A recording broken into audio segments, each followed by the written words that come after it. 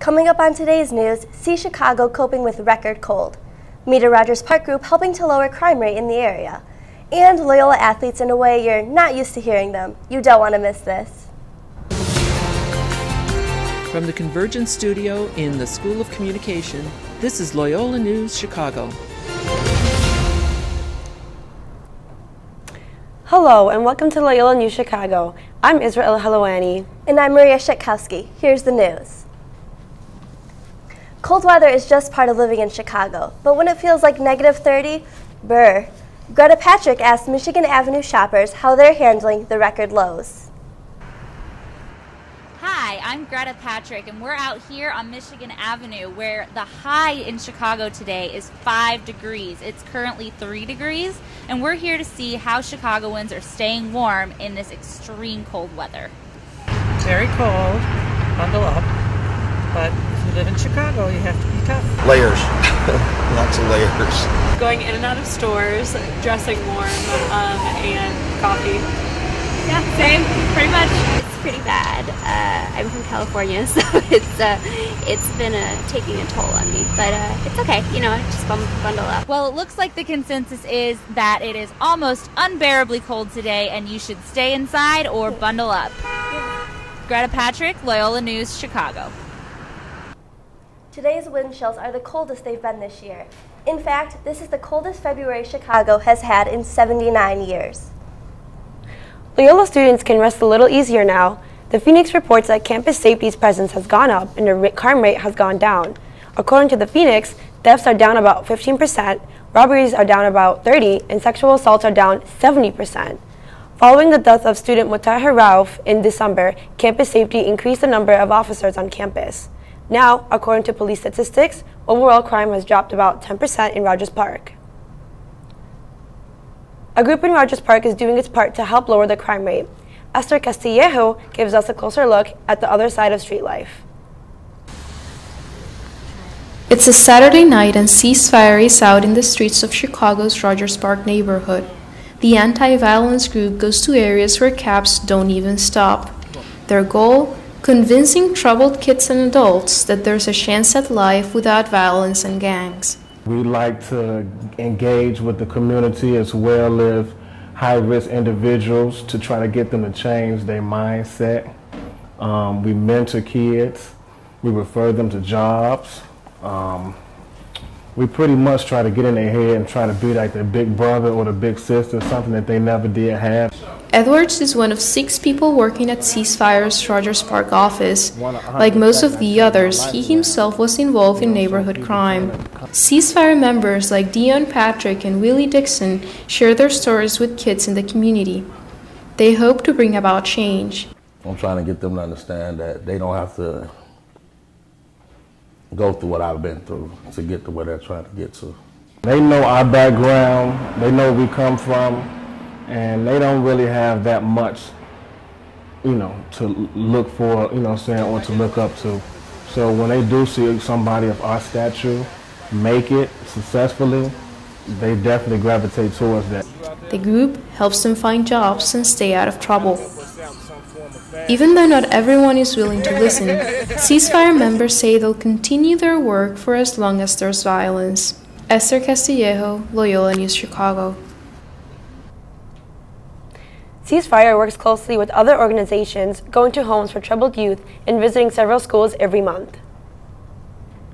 Last week we told you how about the CTA winning the #1 spot for Twitter complaints.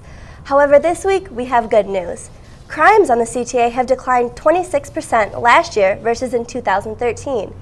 This is the first time in 3 years that the CTA has reported a drop in crime rates. The decrease includes all serious crimes, such as sexual assault and homicide. Robberies alone on the CTA systems have dropped from 454 in 2013 to 300 robberies in 2014. CTA officials credit the decline to an increase of both security cameras and involvement from the Chicago Police Department. The CTA states that a decrease in ridership also contributes to the drop in crime. However, the decline in crime rates is much greater than the decline in ridership. Hopefully this drop in CTA crimes continues. There may be relief for renters with bad landlords. The city of Chicago is cracking down on property owners. Lane Davis talked with students living off campus who know what a bad landlord really means. It seems that bad landlords have become almost an epidemic in the city, so much so that the city of Chicago has compiled a list of the city's worst landlords. We talked to several Loyola students to hear what they have to say about their experiences. The apartment was great, except that we had mice, so it was like a huge issue. And at first we didn't know why our food kept disappearing and like there were random holes. And then we realized, because we had them come inspect it, and we asked the landlord to fix it. He didn't for about 2.5, 3 months until it became an issue where they started chewing the wires. I'll move out. Just please send me the deposit I put in when I moved in, which is part of the deal if I clean the place up. I said, sure, sure, sure. I moved out, down the street to another loft. Never got the deposit back. It was a big deposit. One time he came into our apartment and he peed in our tub. Yeah. And then I guess it was like a week later he said that we had to get out because people were complaining about a smell, but really it was just because we refused to wash the pee out of our tub, so we went to our friend's house to shower and stuff until they cleaned it out. For the landlords that are on the list, the city hopes that they will heed their warnings and fix the violations for future tenants. This is Lane Davis for Loyola News Chicago. 59 property owners made the list. Most residents are located in the west and south sides of Chicago. America is experiencing a shift change on its attitude on pot. A recent Fox News poll reveals that 85% of American voters are in favor of medical marijuana, and more than 20 states already have medical cannabis laws in place. Former Governor Pat Quinn passed the Compassionate Use Act in 2013, which allows 50 dispensaries to operate in Illinois. One of those dispensaries, 420 Windy City, is set to open up in Rogers Park this summer. The state is looking to avoid being lax in issuing the drug. The list to qualify for cannabis includes 37 illnesses such as AIDS, epilepsy, and cancer, but can be changed to include other illnesses if citizens petition it. If you're watching this newscast, you're probably pretty news savvy. The Loyola Society of Professional Journalists held a panel last night to talk about people like you. The SPJ presented their findings about news literacy among college students. Of the 500 students surveyed, over half read news every day, mostly from online sources. A panel of news professionals discussed the survey findings and how online news is the future of the media. SPJ President Samantha Sartori says that future is bright and it's just different. With technology and how everything's changed, it gives us the opportunity to be constantly updated on what's going on in the world. So when I have my iPhone with me and I'm on the train, I'm going to however many different news sources. I'm on Twitter while I listen to the radio. As we kind of found in the survey, all the new technological advances are providing news gatherers with more options. So if you're reading the news, you can look at it on your phone, on the TV, on the radio, you can listen to it. The panel was most surprised that although online news was preferred, CNN was the most trustworthy news source among Loyola students, followed by BBC and the New York Times. Coming up on Loyola News, athletes try out their best pickup lines. Will you be impressed? And get your resumes ready. Loyola is helping students land their dream job. More on that when we come back. Rosita, did you know there's a right way to sneeze? Let's show them, Elmo! Yeah, got it! When you feel like your nose needs to give it at you, this is how you act, this is what you do. Lift your arm up high, bend it toward your face. Sneeze right there in the bendy place. Achoo! Achoo! You can do it with ease. Achoo! Achoo! That's the right way to sneeze. Thank you. To learn more about preventing flu, visit flu.gov. Life is full of distractions.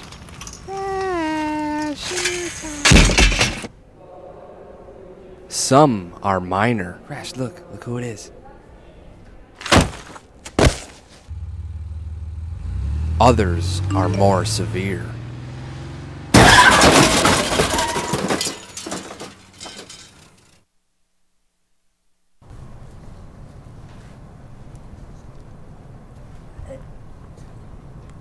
The men's basketball team struggled against number 11 Northern Illinois on Wednesday. Joaquin Carrick has the highlights and more in sports. Thanks, Maria. Loyola did indeed face the tough task of playing one of the premier teams in the MVC and the country. Porter Moser and the Ramblers facing number 11 Northern Iowa on Wednesday. We head straight to the second half. Loyola trailing 30-18. Ben Richardson hits the 3 to cut the lead to single digits. Ramblers trailing 32-23. Seth Tuttle with a nice kick out. Matt Bohannon for the tray. Tuttle was dishing out assists like he worked for State Farm. He finds Bohannon again on the very next play, and that's another tray ball. UNI up 38-23. It was raining all night for the Panthers. This time it was Dion Mitchell, 41-27 UNI. All Northern Iowa in this one. Tuttle sets the washing machine to spin cycle, gets the lay-in transition. Christian Thomas, back the other way, throws down the two-handed flush to make it 45-29. But it was too little too late. Tuttle finishes the tough and one right here. He and the Panthers proved to be too much for Loyola, beating the Ramblers 58-39. Seth Tuttle led the way for UNI with 10 points, 7 rebounds, and 5 assists. 3 Ramblers finished with 6 points. Loyola travels to Normal this Saturday to take on Illinois State at 7 p.m. Volleyball star Thomas Jeske is racking up the accolades. The outside hitter won both the MEVA Conference Offensive Player of the Week Award and the Sports Imports AVCA National Player of the Week Award. Jeske recorded 22 kills against number 9 IPFW and number 15 Ball State this past weekend. All while the undefeated Ramblers remain the number 1 team in the country. It's safe to say Jeske and co have a legitimate chance to repeat as national champions. As the Cubs and Sox head to Arizona for the beginning of spring training, Vegas odds makers released the latest projections on who will win the World Series. Online sports betting site Bovada said the Cubs face 10-1 odds at winning it all. That is 4th best in Major League Baseball. Meanwhile, the White Sox are 16-1 pick to win, putting them 8th on the list of 30 teams. Wrigley Field and U.S. Cellular should be hot tickets this summer as the teams compete for the pennant. Believe it or not, athletes like to do more than just play their sport. We had a handful of Loyola student athletes share some of their best pickup lines with us. Take a look at how these players spit their game. Girl, you can call me D-Rose because you got me weak in the knees. Do you believe in love at first sight, or should I run by again? I don't need pickup lines. It's just... I score 3s all the time, but you'd be my first 10. I really dig you. You can stop chasing your dreams. I'm right here. Hey, Turk, can I get your jersey? You know, your name and number. If I gave you my shoe, would you step into my life? Dang, boy, I must be Kobe because I can't pass you up. I don't know why I'm breathing so hard. I don't know if it was this run or if you're the one that just took my breath away. Practice 6 sets. Hey, Maria, do you know I'm an umpire? No. Give me your number so I can make the call. Nice try, Joaquin. Yeah, that was terrible. That was very bad. But thanks a lot. Yeah, thanks for sports. It's not even spring break, but Loyola students are thinking about graduation and their future careers. It's that time of year for students to wear their best suits. The Career Development Center hosted workshops in the beginning of the week to help students polish their resume in preparation for the University Career Fair that caters to all majors. Out of the many career fairs Loyola has on its campus, this has been the biggest one yet, hosting about 100 employers. Going to the career fair gives students the opportunity to learn about internships and jobs with different organizations and a variety of possibilities. I'm a psychology major. They all say, oh, yeah, we do hire psych majors for this, we do hire psych majors for that. And if they don't hire psychology majors, they can always refer you to companies or like sister companies or any other companies around here that actually do hire psych majors. It's cool that it's not just catering to a specific set of students. There's just all types of things, so I can really explore my options. The next career fair students can check out on campus is the Supply Chain Career Fair. Coming up in our Loyola News Extra, 40 days have never felt so long. Find out the interesting things students are giving up for Lent. And the Oscar goes to, well, here's some predictions next. Hey, Luis, did you know that you're Elmo's plan? Your plan? Yeah, Elmo's mommy said that if Elmo is too sick to go to school, the plan is that Elmo stays with Luis and Maria. Oh, yes, we have that plan all in place. Great!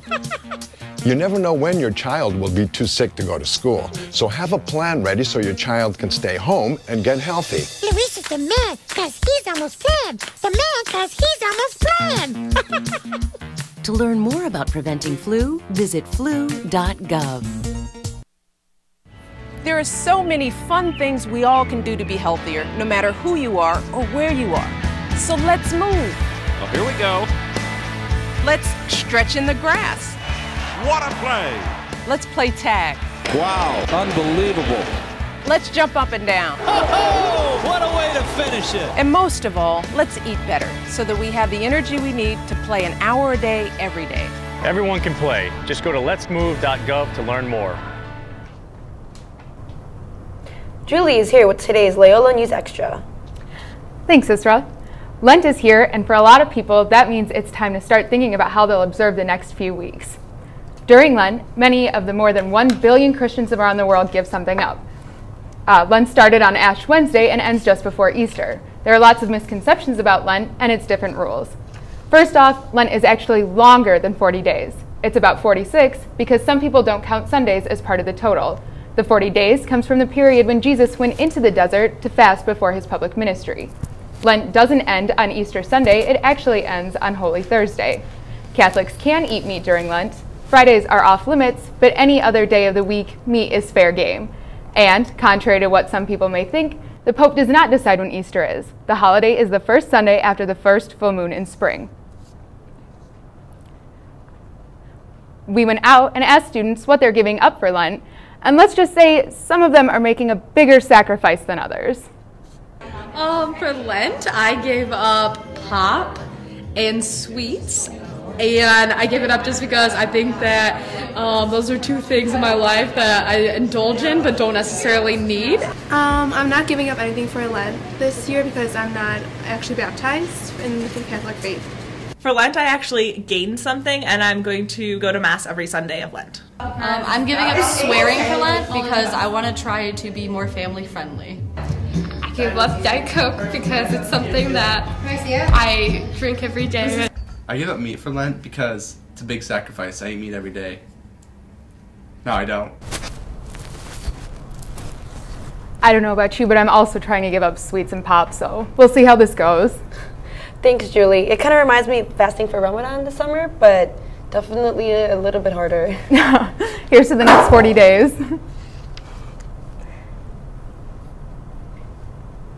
In case you missed it, Mars One, a group that plans to send humans on a one-way trip to Mars, has announced its final 100 candidates.